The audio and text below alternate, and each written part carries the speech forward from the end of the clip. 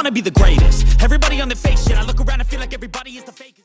Welcome back to another episode of Lone Star College Football. Today we have a transfer portal video, as well as the positions of need that we should target in the portal.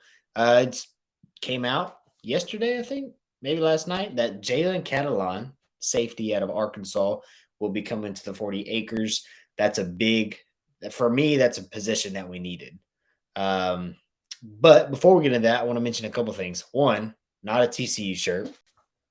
SFA, wife graduated from there, so repping the Lumberjacks. Two, do us a favor to like the video, subscribe to the channel, and leave a comment of who you think we should go after. We're going to talk about some of y'all's input that we created a community post and y'all talked, and we're going to talk about what y'all thought we need to go after the portal. So we'll talk about that here in a little bit. But Jalen Catalon, I think this is a guy that comes on campus and almost immediately makes an impact.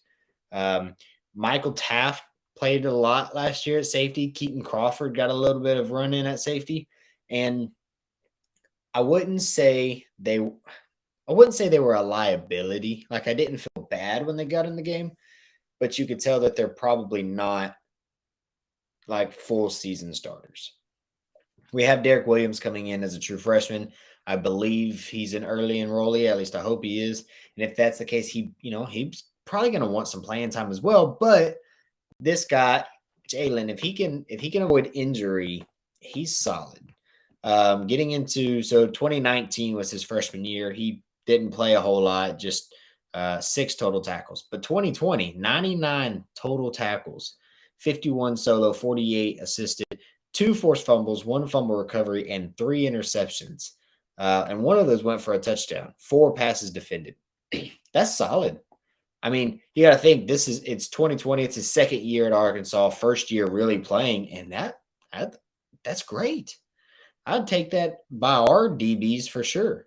2021 even looks like he was on the same pace before he got injured. 46 total, 24 assisted, 22 solo, 2 interceptions, 4 passes defended. And then he got injured. I believe it's a shoulder injury. I will say he didn't play much at all this year, 8 total tackles. And I think they said that in the season he had a surgery done to repair some of that damage in his shoulder. So hopefully he's coming in, he'll be healthy and ready to go for the season. He's a junior, so he'll be a senior next year. He was there for 2020, so he has a COVID year, and I'd imagine he might have redshirted that freshman year. So he's got at least 2, maybe even 3 years of eligibility left. He's a guy that can come in and really shore up that DB room, especially considering that he's not the only DB coming, right? So we also got Gavin Holmes, and he's a guy, he's came out of Wake Forest. He's a guy that I was really hoping we'd go after, and sure enough we did and got him. Now, Gavin Holmes has a lot less experience, right? In his last 2 years, 2022 had 24 total tackles. 2021 had 19. He's got 2 interceptions technically from 2020. So he's a sophomore coming in. He'll have another year because of COVID if he wants it. These are this DB room is interesting, right? Because we recruit well at DB. Terrence Brooks in the bowl game, he played really well. Ron Watts came in and he's played really well. Deshaun Jameson's leaving. And so it's kind of a question of who's going to step in faster and be that next guy. Terrence Brooks, the way he played, I think as far as a corner goes, I think he looked ready. He looked ready against Washington. And Washington is a really pass-heavy offense, and they threw the ball his way and he made plays. So I don't know how much Gavin Holmes gets on them. I feel better about Catalon playing more early than Holmes, which is okay because Holmes is a sophomore, Catalon's a junior, so he's a year older. So it shouldn't be an issue between them. And then the third guy we have so far in the portal is punter out of Stanford. I think his name is Ryan Sanborn. And I don't know much about him. I hadn't watched any of his highlights, but I think I saw a thing that said he was the only punter to have 20 punts downed inside the 20-yard line with none of them being a touchback. So he seems to have pretty good control on getting the ball where he wants it to land. And that's good as a punter. We enjoy that. Let's get into some positions of need. I post a community post and I said, with our current recruiting class and transfer portal guys in mind, what is our biggest position of need? I'll go first and say that I think we need a dominant safety. We got a safety. It's hard to say dominant because, well, actually that 2020 year, I'm pretty sure he was like a SEC, like all SEC team or something. Like 99 total tackles in your first year playing is solid. That's solid. And I was interested to see what you guys think. So we had 31 votes. So bottom up, 10 people said linebacker. Okay. 23 said receiver, 23% rather. 26% said DB, and 42% said defensive line. Now, I said safety. So now that we have a safety, I'm going to jump on board with the 42% of y'all that said defensive line. Moro Jomo, especially now that he's declared that he's going to the draft. Keandre Coburn's going to the draft. Now, I feel good about Barron Sorrell. Like he played so well. Alfred Collins, is he? I haven't seen anything from him. I assume he's coming back. Alfred Collins needs some work. I wouldn't say that he seems like somebody who is like I'm real confident in. Tavondre Sweat coming back. I feel good about Sweat. Byron Murphy needs some work still, but he's young. He's only a sophomore. He's a big, he's 6'1", 310. He can be a great player, just needs a little bit more development. But I think if we could get a Barron Sorrell off the edge, he had 5.5 sacks this year. He led our team in sacks. If we could get that on the other side, I'd feel really good about this defensive line. And that would help our young DBs, our really young linebackers with Anthony Hill coming in this class. Now, like I said D-line. I'm going to jump on the D-line train. Linebacker is probably where I'd say next, and only because the guys that we have, first of all, Jaylan Ford, I haven't heard anything yet. Is he coming back? I hope so, because you got to imagine he's the offense or the defensive captain next year. I'd imagine.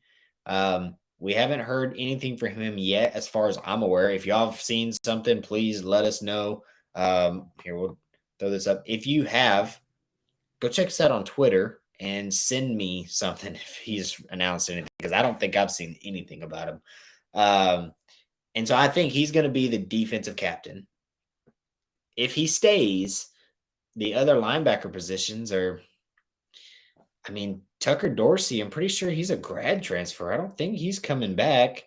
And even then, he played well, 44 total tackles, 2.5 sacks, 1 pass defended. He played well when we needed him. Linebacker, yeah. Jed Bush, no. David Benda, I don't even think he's coming back. Richardson's not coming back. Yeah. Anthony Hill, Leonga, Lafau, however you say his name. They're not. I think they're going to be good. Colton Vosic's D-line. I think they have him as an edge, linebacker edge. Same with Darian Gillette. They're good. Anthony Hill's going to be good. I think he's going to get a lot of playing time, but I wouldn't be opposed to us getting a solid linebacker and saying, Anthony, we're going to let you play a lot, but we don't need you to go out there and be our number one guy immediately. I think that would benefit him a lot. So really, that's all we got for you on this episode. Hopefully, as the national championship is now ended, what a game that was. With that being said, there's going to be another wave of portal guys. And I think Texas really didn't push too hard at the beginning. And I think the second wave is when we're going to see Texas move. Like I said, 10% of y'all said linebacker, 23% said receiver. I could see us going after a receiver. I just feel like if we do go after a receiver, it's kind of crowding that room. And it's kind of one of those things where you can never have too much talent, but at the same time, we watch these guys play every Saturday, and in a way, especially I follow recruiting. And so it's like Jordan Whittington, I remember him coming out of Cuero, and I was like, man, I really like that guy. He was the state champ game. He was the offensive and defensive player of the game. And so it's like, I've been following him for 5 years now. I would hate to get a transfer portal guy and it bump him down, especially he's coming back. He needs to have a big year to get drafted. And so it's hard to be on that edge of I want to win and I want the best players on the field, but I really like Jay Witt and I want him to play and do well and get drafted. So it's tough, but that's the game of football. Is the best 11 players need to be on the field. So getting a receiver in the transfer portal is probably not a bad idea. But what do we do with those? Right? Because there's too many mouths to feed. If you get too many guys, there's too many mouths to feed, and if you can't feed them all, then you're. And is it really worth it to get a portal guy who already didn't make it at their team? And I say that lightly because there are guys who transfer and play really well.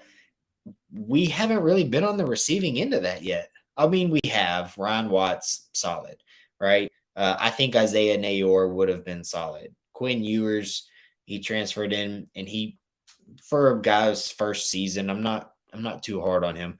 But for the most part, the guys that we've gotten through the portal haven't been all that game changing, right? Keelan Robinson, he's probably one of the better ones, but Devin Richardson on defense, linebacker, didn't really do much. Ajay Hall, nope, just a scholarship spot. Jaleel Billingsley, just a scholarship spot. And there's more that I don't even want to get into them all because I think we've gotten 13 or 14 in the last 2 cycles. And I think really there's only been 4 that have been beneficial. Quinn Ewers, Ryan Watts, Keelan Robinson, and somebody else that I'm probably blanking on, but I think there's one more that Ovia Gofu. I think Ovia Gofu out of Notre Dame. He was beneficial, but he's transferring out. Like even then, he was good. He worked for us. He played well, but he wasn't a starter, a game-changing kind of guy, and that's what we need. So with that being said, appreciate y'all rocking with us. Once again, check us out on TikTok, Twitter, and Facebook at LoneStar_CFB. Also, just do a little shout out here for our giveaways. We are approaching 350, so we're pretty close to 500 subscribers. And at that, we'll do a $50 giveaway. And then if we can reach 1,000 by September 1st, because our first game is on the 2nd, we're going to do at least one, hopefully 2 ticket giveaway for the 2023 season. It doesn't have to be to Texas or Baylor, because a lot of our followers right now are Texas and Baylor fans. It could be someone else. Please don't make us buy an Oklahoma or an Aggie ticket. But if y'all win, we'll do it. But hopefully what we could do is get me and Logan to go to a Texas Baylor game. And if the people who win are Texas or Baylor fans, we'd get y'all the ticket to that game and we could all go watch a game together. I think that'd be a lot of fun. But with that being said, appreciate y'all rocking with us. And until next time, welcome.